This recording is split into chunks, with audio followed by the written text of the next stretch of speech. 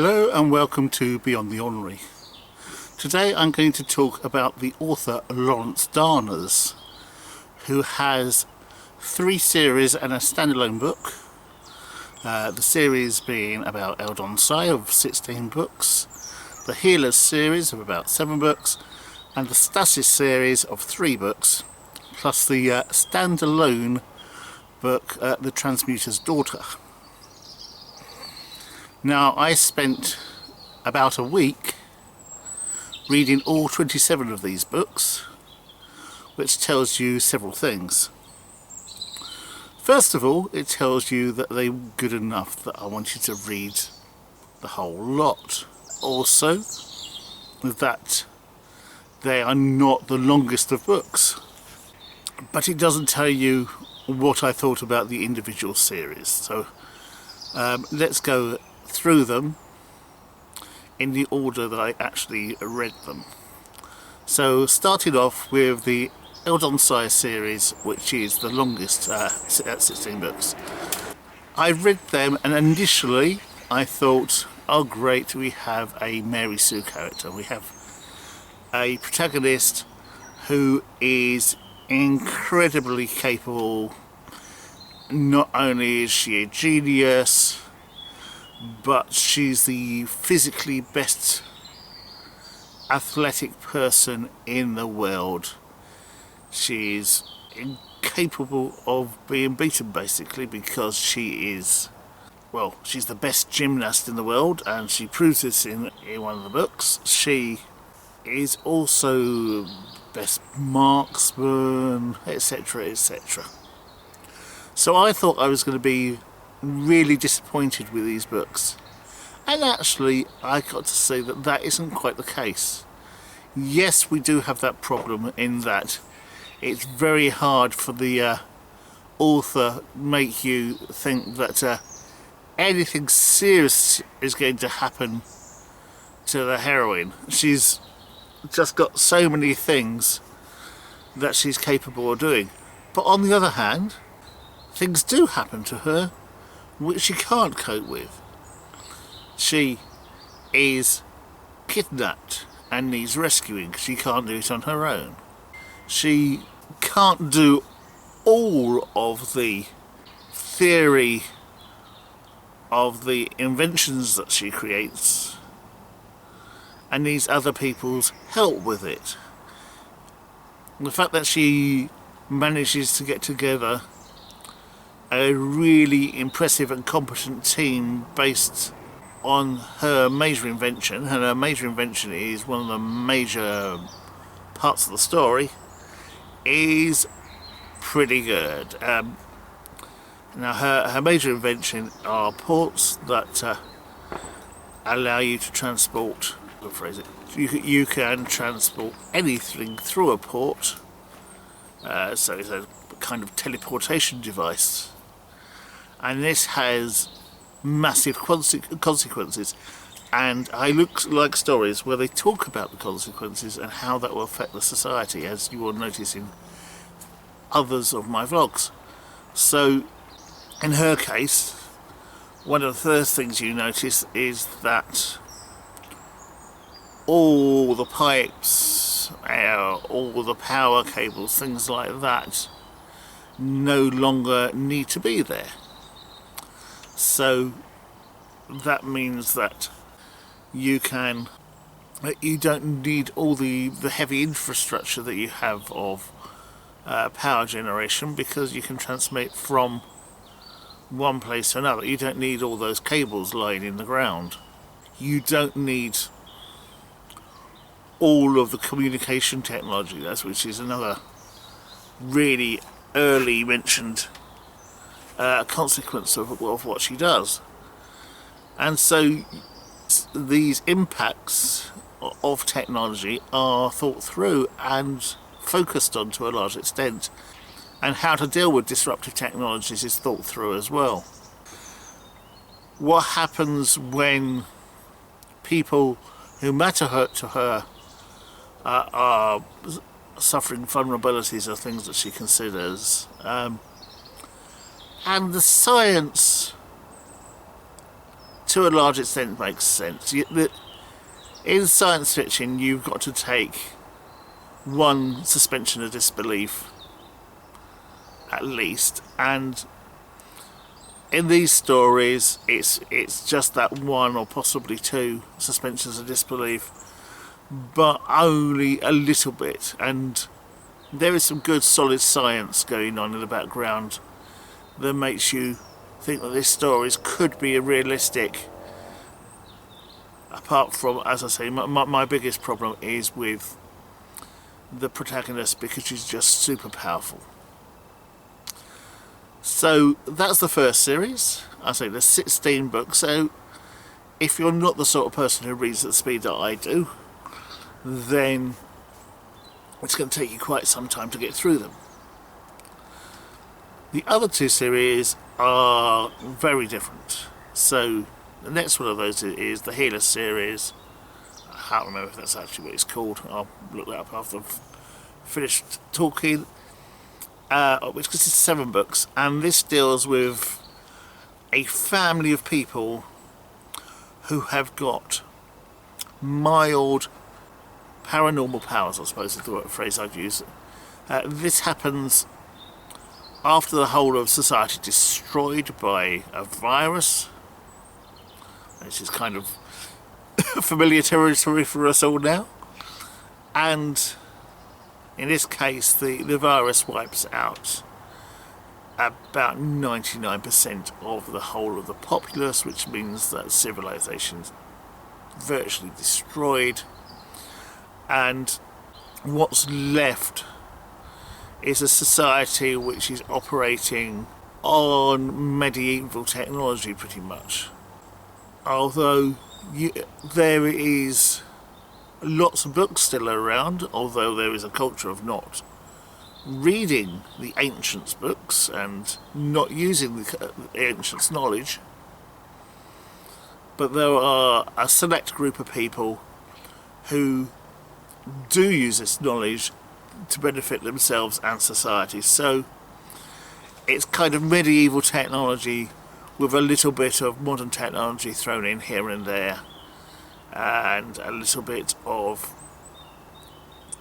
slightly beyond medieval technology as well.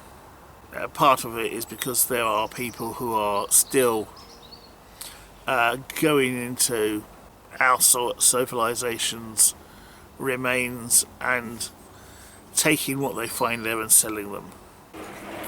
In the first book, it deals with telekinetic powers, but these are only very small telekinetic powers. So what does that mean? It means that you can't lift vast weights, you can't move things through vast distances. Instead, you can move moderate sized pebbles a moderate distance. You can lift moderate, actually quite small weights, which you would think has not a major impact on anything, but instead it actually, as the books are written, has major impacts, because all these little things can affect the body in major ways. So you can clear out the fat from around a heart and people's arteries, and maybe have a good chance of them not dying from arteriosclerosis, for examples. If you shoot an arrow, you can affect its flight to a certain amount as it's leaving the bow, but as it gets further away from you, it's much harder to affect it. And therefore, one of the people in this story turns out that he's very good at killing people with thrown knives, because he can use his telekinesis to help him with that, and this is crucial with what is happening. I'm trying not to give very much away of the plot, but their society is disrupted a lot, and as the different books go on, you learn about several other powers that other people in the family have, and mostly this stuff is used to heal people, but some of it is also used to kill baddies. In most cases, these are bandits or people who are trying to take over the villages and towns that they pass through. The characters in this are not Mary Sue's. They're not unbelievably brilliant at everything. They make mistakes. They have things happen that are good and bad, and it's much better written, I think, in a lot of ways to the first series I mentioned. And again, the what ifs are going slightly into the paranormal. Is it science fiction when you start going to the paranormal? Maybe. It's debatable, I think. Paranormal is always one of those where you go, I'm not sure if you can call it science fiction or whether you call it science fantasy. But the stories are good. When you get to the third series, which is the Stasis series, then we're looking at what happens when you can stop time and determine an area of space where time is stopped. And rather than looking at the way that it affects the objects within the area where time is stopped, it's more looks at that piece of space-time and the physical properties of it. So if you have got a cube of space-time where time is stopped, you then have a material which reflects everything radiation-wise from it, because nothing can affect the space-time. You have something whose strength is off the scale because it can't be affected by anything else. It's harder than any known thing. Diamonds can't scratch at the substance. So you can make anything which needs to be incredibly strong, incredibly reflective. It's a frictionless surface because nothing can affect it. So that opens up lots of possibilities, and what you deal with in these stories are how a young man who's just started university and a couple of other people can take this phenomenon that the young man has calculated and turned into an actuality, and how they can monetize that and use it so they have something where they can build up their own firm and things like that, and how other people who find out about this technology then try to strong arm their way into being able to monopolize this or monetize themselves through it, even though they don't deserve it. That's again pretty good science fiction in that the science there is,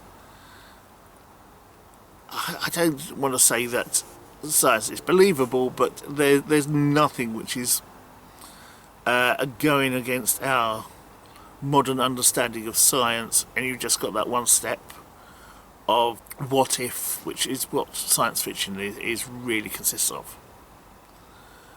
And the last of the things that I want to talk about is The Transmuter's Daughter, which is about how you can turn some materials, some elements into other elements using a particular form of bombardment. I can call it in a particular way. So, what was it? Gamma radiation bombardment, I think it was, that they were using in a particular frequencies and with a particular way of doing it, and that allows things to change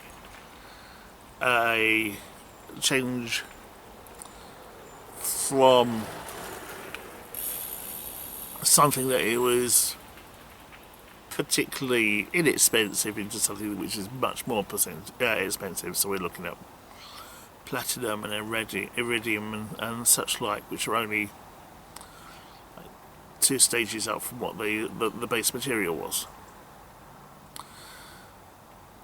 And again, although we're dealing with people incredibly genius in their creations, the actual story is pretty good, and a good what if as well.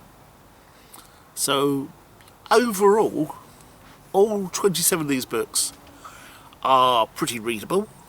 You'd happily binge read them like I did. I think I introduced the Sassis set to my oldest son because it coincided with something he was talking about, and he moved on from reading those 3 books into reading the Dahners set straight afterwards. So I think he's having a good reaction to the author as well.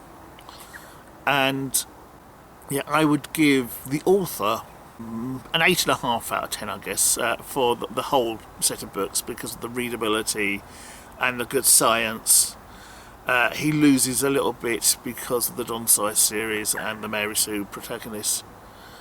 But I think, that was the first series, and he's moving on, and his characters aren't quite so unbelievable and overpowered now. So I look forward to reading good stuff from this author. Thank you for watching and listening. I've been Nigel. This is Beyond the Ordinary, and I'll catch you in another video. Bye for now.